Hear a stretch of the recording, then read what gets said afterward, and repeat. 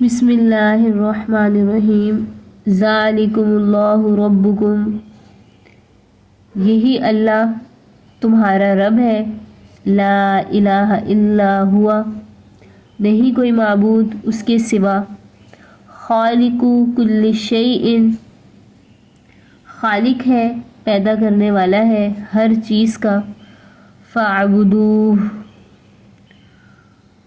اسی کی تم عبادت کرو، وَهُوَ عَلَى كُلِّ شَيْءٍ وَكِيلٌ، اور وہ ہر چیز پر کارساز ہے۔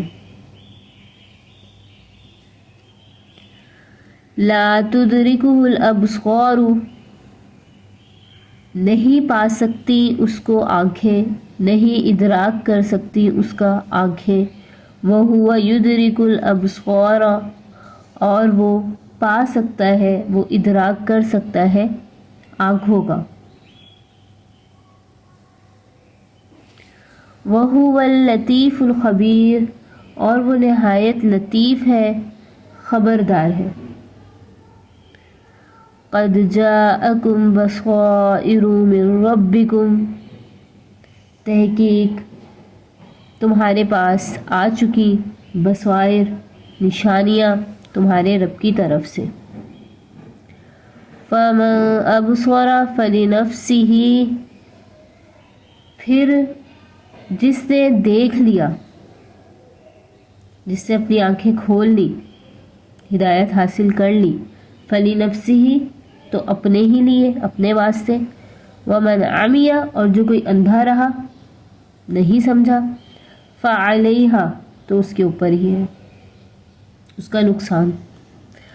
وَمَا أَنَا عَلَيْكُمْ بِحَفِيظ، اور میں نہیں ہوں تم پر نگہبان۔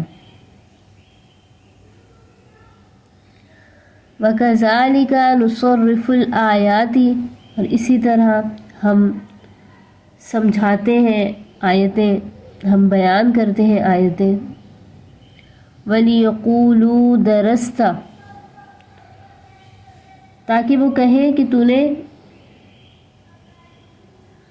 درستہ پڑھا ہے، تو نے بات سمجھا دی، تو نے حق ادا کر دیا۔ وَلِنُبَيِّنَهُ لِقَوْمٍ يَعْلَمُونَ، تاکہ واضح کر دیں ہم اس قوم کو جو جانتے ہیں، یعنی سمجھنے والوں کو۔ اتبع ما اوحی الیک من ربک، اے نبی اتبع، تو چل اس پر جو حکم تجھ کو آئے تیرے رب کی طرف سے۔ یہاں مخاطب آپ صلی اللہ علیہ وآلہ وسلم ہے، سنایا امت کو جا رہا ہے۔ آپ صلی اللہ علیہ وآلہ وسلم کے توسل سے امت کو خطاب ہے کہ اتباع کریں اس کی جو وحی کی جاتی ہے تیری طرف، تیرے رب کی طرف سے۔ لا الہ الا ہوا، تیرے رب کا کے سوا کوئی معبود نہیں، نہیں کوئی معبود اس کے سوا۔ وَأَعْرِضْ عَنِ الْمُشْرِكِينَ، اور اعراض کیجیے، منہ پھیر لیں مشرکوں سے۔ وَلَوْ شَاءَ اللَّهُ مَا أَشْرَكُوا، اگر اللہ تعالیٰ چاہتا تو وہ شرک نہ کرتے۔ وَمَا جَعَلْنَاكَ عَلَيْكُمْ حَفِيظًا، اور ہم نے نہیں بنایا تجھ کو ان پر نگہبان، ان پر داروغہ۔ وَمَا أَنْتَ عَلَيْهِمْ بِوَكِيلٍ، اور نہیں ہے تو ان پر وکیل۔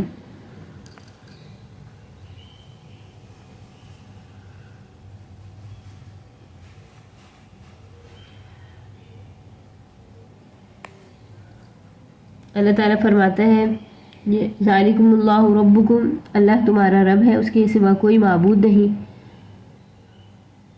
پیدا کرنے والا ہے ہر چیز کا، تو تم اسی کی عبادت کرو، وہ ہر چیز پر کارساز ہے۔ یعنی اس کی عبادت اس لیے کرنی چاہیے کہ تمام صفات کی وجہ سے وہ ذاتی طور پر معبود بننے کا حق رکھتا ہے، اور اس لیے بھی کہ تمام مخلوق کی کارسازی اسی کے ہاتھ میں ہے۔ اللہ رب العزت وہ واحد ہے، وحدہ لا شریک ہے، وہ خالق ہے اور ہر چیز کا وہ مالک ہے۔ فَاعْبُدُوهُ تو تم اسی کی عبادت کرو، اللہ کے سوا کسی کی عبادت نہ کرو، کسی کو نہ مانو، کسی کی پرستش نہ کرو، اللہ کے ساتھ کسی کو شریک نہ کرو، وہ ہر چیز پر کارساز ہے۔ آگے فرمایا لا تدرکہ الابصار وہو یدرک الابصار، نہیں پا سکتی اس کو آنکھیں اور وہ پا سکتا ہے آنکھوں کو، کیونکہ وہو اللطیف الخبیر، وہ لطیف ہے، خبیر ہے۔ اس آیت سے ایک مسئلہ نکلتا ہے، مسئلہ رؤیت باری تعالیٰ، اللہ کو دیکھنے کا مسئلہ۔ حضرت شاہ صاحب نے اس کا مطلب یہ لیا ہے کہ آنکھ میں یہ قوت نہیں کہ اللہ کو دیکھ لے۔ ہاں اگر اللہ خود اپنے لطف و کرم سے اپنے آپ کو دکھانا چاہے تو آنکھوں میں ویسی قوت بھی پیدا فرما دے گا، مثلا آخرت میں مومنین کو ان کے مرتبوں کے مطابق رؤیت ہوگی، جیسا کہ کتاب و سنت سے ثابت ہے۔ اور بعض روایت میں ہے کہ نبی کریم صلی اللہ علیہ وآلہ وسلم کو لیلۃ الاسراء میں، لیلۃ المعراج میں جو رؤیت ہوئی اس میں بھی مختلف اقوال ہیں۔ حضرت علی رضی اللہ تعالیٰ عنہ کہتے ہیں، فرماتے ہیں کہ رؤیت ہوئی، اللہ کو دیکھا۔ حضرت عمر رضی اللہ عنہ اور حضرت عائشہ رضی اللہ عنہا یہ فرماتی ہیں کہ رؤیت نہیں ہوئی۔ حضرت عائشہ فرماتی ہیں کہ اللہ نور ہے، نور کو کیسے دیکھا جا سکتا ہے؟ مفسرین میں سے بعض نے ادراک کو احاطے کے معنی میں لیا ہے، یدرکو تدرکو، ادراک کو احاطے کے معنی میں لیا ہے، یعنی نگاہیں کبھی اس کا احاطہ نہیں کر سکتی۔ آخرت میں بھی رؤیت ہوگی، دیکھنا ہوگا لیکن احاطہ نہ ہوگا۔ ہاں اس کی شان یہ ہے کہ وہ تمام ابصار مبصرات کا احاطہ کیے ہوئے ہے، تمام آنکھوں کا اللہ احاطہ کیے ہوئے ہے۔ وہ لا تدرکہ الابصار، اس کو نہیں دیکھ سکتی آنکھیں، کیوں نہیں دیکھ سکتی؟ وہو اللطیف، کیونکہ وہ لطیف ہے، وہ نہایت ہی لطیف ہے۔ وہو یدرک الابصار، اور وہ دیکھ سکتا ہے تمام آنکھوں کو، وہ پا سکتا ہے آنکھوں کو، کیونکہ وہ خبیر ہے، وہ خبر رکھنے والا ہے۔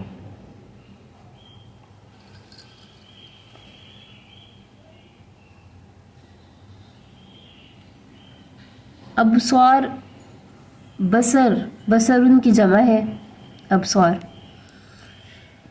اس کے معنی ہوتے ہیں نگاہ کے۔ تمام جن و انس مل کر بھی اللہ تعالیٰ کو اس طرح نہیں دیکھ سکتے، اس کا احاطہ کر لیں ایسے نہیں دیکھ سکتے۔ اللہ تمام مخلوقات کو دیکھ سکتا ہے۔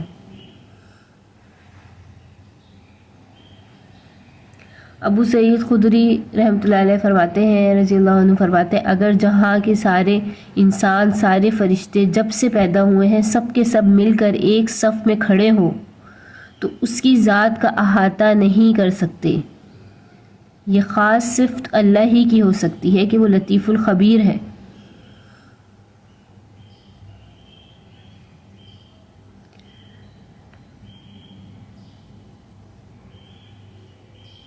اللہ تعالیٰ کی زیارت انسان کو ہو سکتی ہے یا نہیں؟ ایک مسئلہ یہ، اس میں تمام اہل سنت والجماعت کا عقیدہ ہے کہ زیارت نہیں ہو سکتی۔ یہی وجہ ہے کہ حضرت موسیٰ علیہ السلام نے جب اللہ سے یہ دعا کی، یہ درخواست کی کہ میرے پروردگار مجھے اپنی زیارت کرا دیں، تو جواب ملا لن ترانی، آپ مجھے ہرگز نہیں دیکھ سکتے۔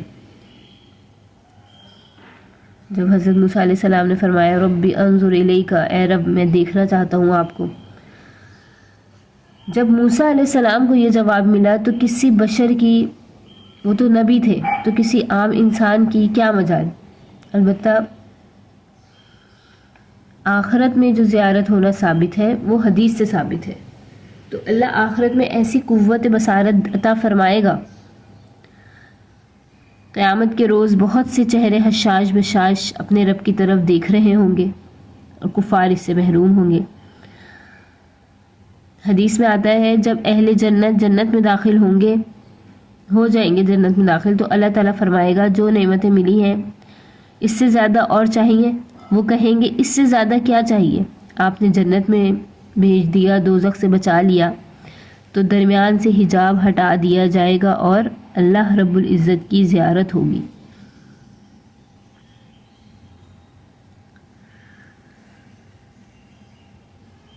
اللہ رب العزت کی نظر ساری کائنات پر محیط ہے، دنیا کا کوئی ذرہ اس سے نہیں چھپ سکتا۔ وہ لطیف ہے، مہربان ہے، نہایت ہی لطیف ہے، وہ لطیف الخبیر، وہ خبردار ہے، وہ ہر ایک چیز کی خبر رکھتا ہے۔ قد جاءکم بصائر، تحقیق آئی تمہارے پاس بصائر، نشانیاں تمہارے رب کی طرف سے، فمن ابصر فلنفسہ، بس جس نے بھی دیکھا سمجھا ہدایت حاصل کی تو اپنے لیے، اور جو اندھا ہو گیا تو اس کا نقصان اس کے اپنے لیے، اور نہیں ہے آپ ان پر خبردار، ان کے اوپر نگہبان نہیں ہے، حفیظ نہیں ہے۔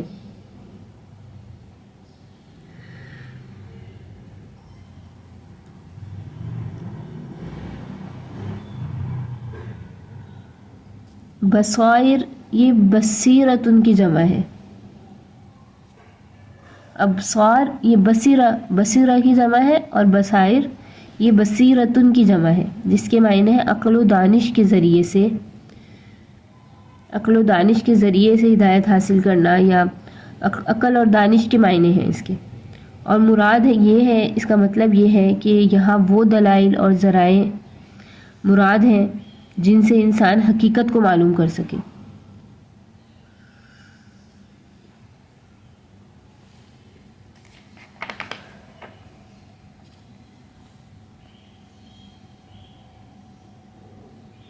یعنی خدا ہمیں دکھائی نہیں دیتا مگر اس کی بصیرت افروز نشانیاں، اس کے دلائل ہمارے سامنے موجود ہیں۔ جو آنکھ کھول کر دیکھے گا اللہ کو پا لے گا، اور جو اندھا بن گیا اس نے اپنا نقصان کیا۔ اللہ فرماتا ہے وما انا علیکم بحفیظ، اور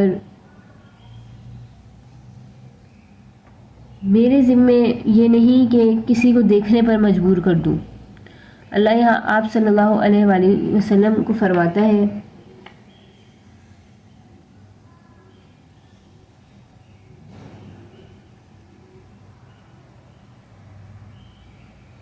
وما انا علیکم بحفیظ، اور میں نہیں تم پر نگہبان، یعنی تمہارے پاس نشانیاں آ چکی تمہارے رب کی طرف سے۔ اللہ آپ صلی اللہ علیہ وسلم کی توسل سے ارشاد فرماتا ہے کہ تمہارے پاس ساری نشانیاں آ چکی، جس نے دیکھ لیا اپنے لیے، جو اندھا رہا وہ اپنے لیے، اس کا نقصان، اور میں نہیں ہوں تم پر نگہبان۔ آپ صلی اللہ علیہ وآلہ وسلم کا کام پہنچانا ہے اور ان کو ہدایت دینا اللہ کا کام ہے۔ آگے اللہ فرماتے ہیں اسی طرح ہم بیان کرتے ہیں اپنی آیتیں، ہم کھول کر سمجھاتے ہیں اپنی آیتیں۔ وَلِيَقُولُوا دَرَسْتَ، تاکہ وہ کہیں کہ تو نے کسی سے پڑھا ہے، درستہ تو نے حق بیان کر دیا، وَلِنُبَيِّنَهُ، تاکہ واضح کر دیں ہم اس کو اس قوم کے لیے، یعلمون جو سمجھتے ہیں۔ درستہ یہ درس یدرسو سے ہے، اس کے مطلب ہے لکھنا مٹانا، یعنی سارا ہدایت کا سامان معجزات، دلائل بے مثل کتاب قرآن مجید، اللہ نے حضرت محمد صلی اللہ علیہ وآلہ وسلم کی زبان مبارک سے ایسے علوم کا اظہار فرمایا کہ جس سے ساری دنیا کی فلاسفر، اور ایسا بلیغ نظام جس سے اللہ نے آپ صلی اللہ علیہ وآلہ وسلم کی زبان سے جاری فرمایا کہ وہ لوگ چھوٹی سی آیت لانے پر بھی مشرکین مکہ جو ہے وہ عاجز رہے۔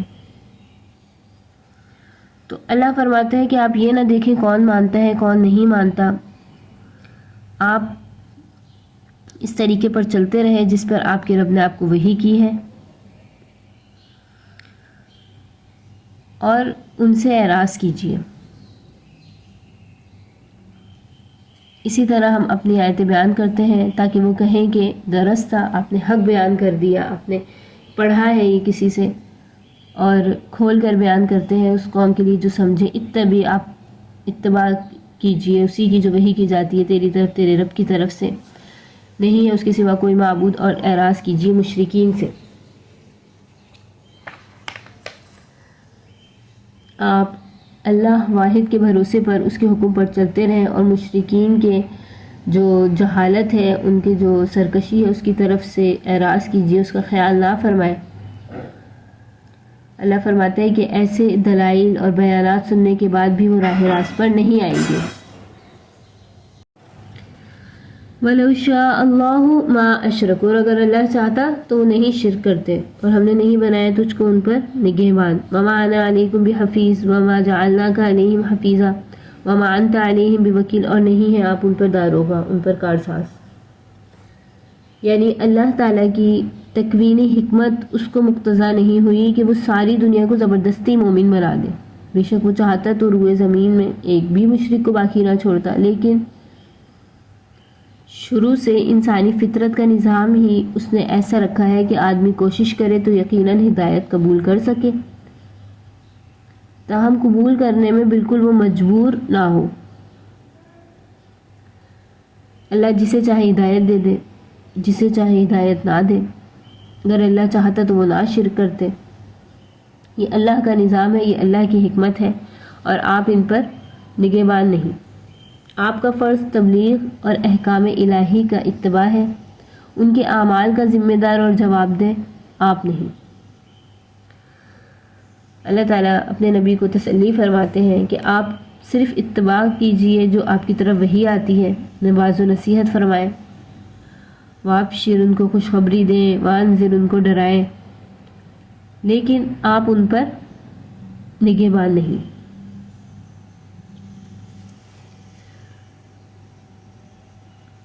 وَلَا تَسُبُّوا الَّذِينَ يَدْعُونَ مِن دُونِ اللَّهِ، اور نہ سب و شتم کرو۔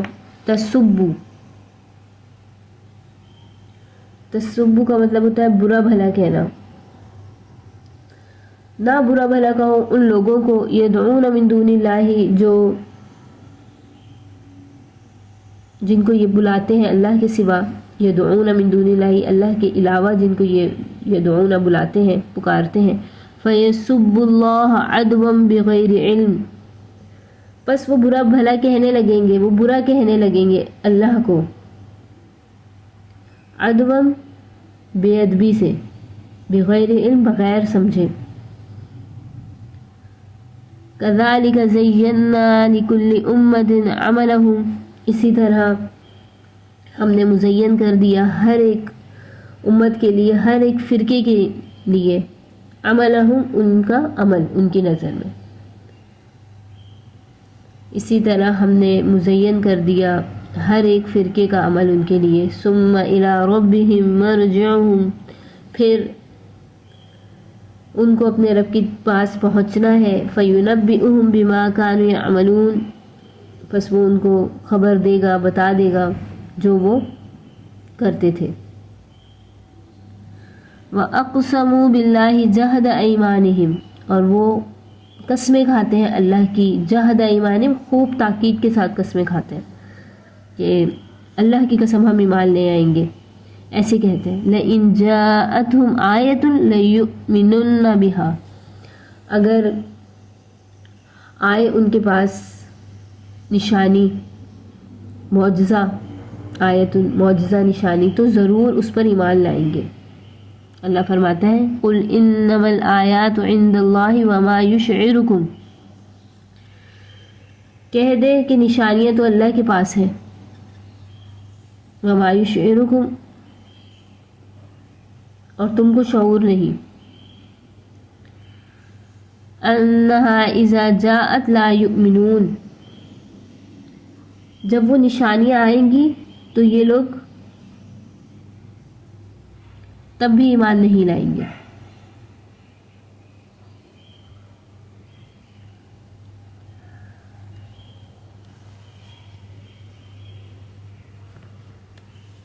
کہہ دیجئے نشانیاں اللہ کے پاس ہیں، اور تمہیں کیا خبر ہے مسلمانوں کہ جب آئیں گی ان کے پاس نشانیاں تب بھی یہ ایمان نہیں لائیں گے. وَنُقَلِّبُ أَفْئِدَتَهُمْ اور ہم الٹ دیں گے ان کے دل. وَأَبْصَارَهُمْ اور ان کی آنکھیں. كَمَا لَمْ يُؤْمِنُوا بِهِ أَوَّلَ مَرَّةٍ جیسا کہ ایمان نہیں لائے وہ پہلی مرتبہ نشانیوں پر. وَنَذَرُهُمْ فِي طُغْيَانِهِمْ يَعْمَهُونَ اور وہ ہم وَنَذَرُهُمْ اور ہم چھوڑ دیں گے ان کو فی طغیانہم ان کی سرکشی میں یعمہون بہکتے ہوئے.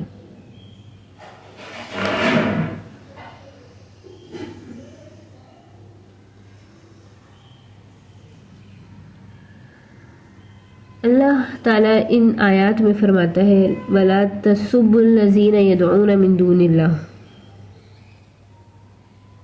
یہ آیت ایک خاص واقعے میں نازل ہوئی، ایک مسئلے کی ہدایت دی کہ جو خود کرنا جائز ہی نہیں، کہ نہ برا بھلا کہو ان لوگوں کو جو اللہ کے سوا کو پکارتے ہیں، ان کے معبودوں کو برا بھلا نہ کہو، وہ اللہ کو برا بھلا کہیں گے دشمنی سے اور نہ سمجھے. اسی طرح ہم نے مزین کر دیا ہر ایک فرقے کے لیے اس کا عمل، اس کو اپنا عمل اچھا لگتا ہے، پھر اپنے رب کی طرف ہی تمہیں لوٹنا ہے، وہ تمہیں خبر دے گا جو وہ عمل کرتے ہیں. یعنی تم تبلیغ نصیحت کر کے اپنے فرض سے جو ہے سبکدوش ہو جاؤ.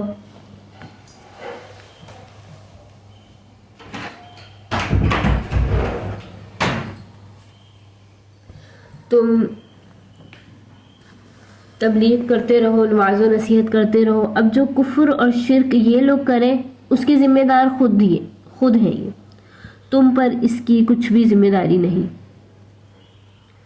ہاں یہ ضروری ہے کہ تم اپنی طرف سے بلا ضرورت کوئی اس طرح کی بات نہ کرو یا ایسا سبب نہ بنو. مثلا فرض کیجئے کہ ان کے مذہب میں بحث مناظرہ اور ان کے معبودوں کو جو ہے گالی دینا، سب و شتم کرنا، برا بھلا کہنا، جس کا نتیجہ یہ ہوگا کہ وہ جواب میں تمہارے معبود برحق، تمہارے اللہ رب العزت کو اور محترم بزرگوں کو جو ہے وہ بے ادبی کریں گے اور جہالت سے انہیں نعوذ باللہ وہ لوگ گالیاں دیں گے. اس صورت میں اپنے جو واجب التعظیم معبود برحق اللہ رب العزت اور قابل احترام بزرگوں کی اہانت کا سبب تم بنو گے. لہٰذا اس سے ہمیشہ بچو. کسی بھی مذہب کے پیشواؤں معبودوں کو تحقیر اور توہین اور برے برے الفاظ نکالنا قرآن نے کسی وقت میں بھی اس کو جائز نہیں رکھا. اللہ نے فرمایا وَلَا تَسُبُّوا الَّذِينَ يَدْعُونَ مِن دُونِ اللَّهِ. ان کو واضح و نصیحت اچھے طریقے سے کرتے رہو.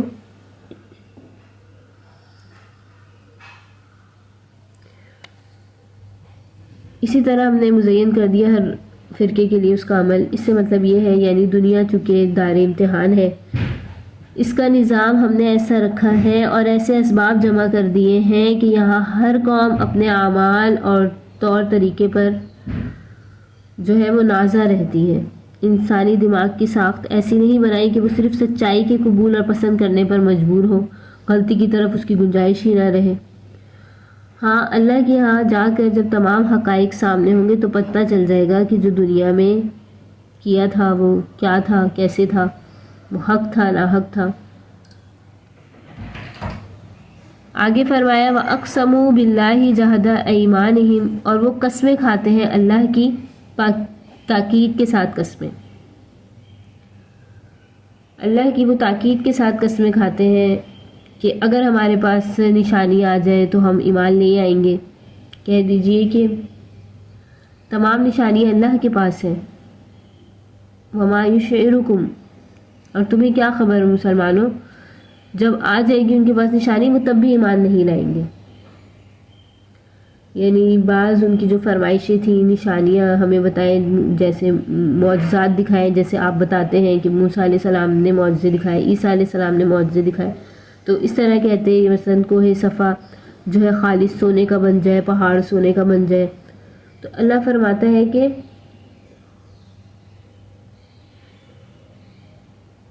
اگر ان کے یہ خواہشات پوری بھی کر دی جائے، ان کی فرمائشات پوری کر دی جائے، معجزے دکھا دیے جائے، تب بھی یہ ایمان نہیں لائے گے، جیسے پہلی دفعہ یہ ایمان نہیں لائے۔ بعض مسلمانوں کو یہ خیال ہوا کہ اچھا ہوا اگر ان کی یہ حجت بھی پوری کر دی جائے۔ اس پر فرما دیا کہ تمہیں کیا خبر، وما یشعرکم، کہ یہ سرکش ضدی لوگ معجزات دیکھ کر بھی ایمان نہیں لائیں گے۔ اور پھر اللہ کی جو ہے، اللہ کا عذاب، اللہ کی سزا برحق ہے کہ جب نہیں مانیں گے پھر ان پر فوراً عذاب آئے گا۔ وَنُقَلِّبُهُمْ أَفْئِدَتَهُمْ وَأَبْصَارَهُمْ، کہ ہم الٹ دیں گے ان کے دلوں کو اور آنکھوں کو، جیسا وہ نہیں ایمان لائے پہلی بار۔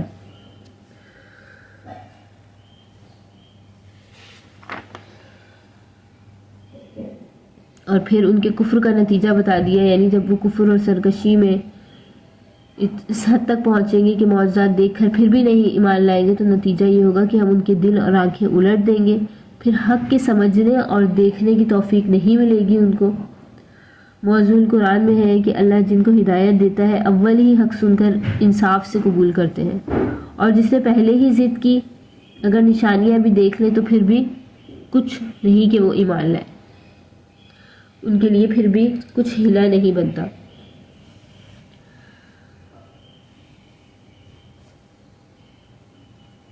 یا عمہون، وہ بہکتے ہیں، عمیہ، عین میم یا، عمیہ جیسے ہم نے یہاں پڑھا، اس کا مطلب ہے آنکھوں کا اندھا ہونا، عین میم ہا، عمیہ یا عمہون، اس کا مطلب ہے دل کا اندھا ہونا، یعنی وہ دل سے ہی حق کو قبول نہیں کرتے اور وہ پہلے ہی سوچ لیتے ہیں کہ ہمیں حق بات جو ہے وہ ماننی ہی نہیں۔ تو اللہ فرماتا ہے کہ چھوڑ دیں ان کو ان کی سرکشی میں، کہ وہ بہکتے رہیں، بھٹکتے رہیں۔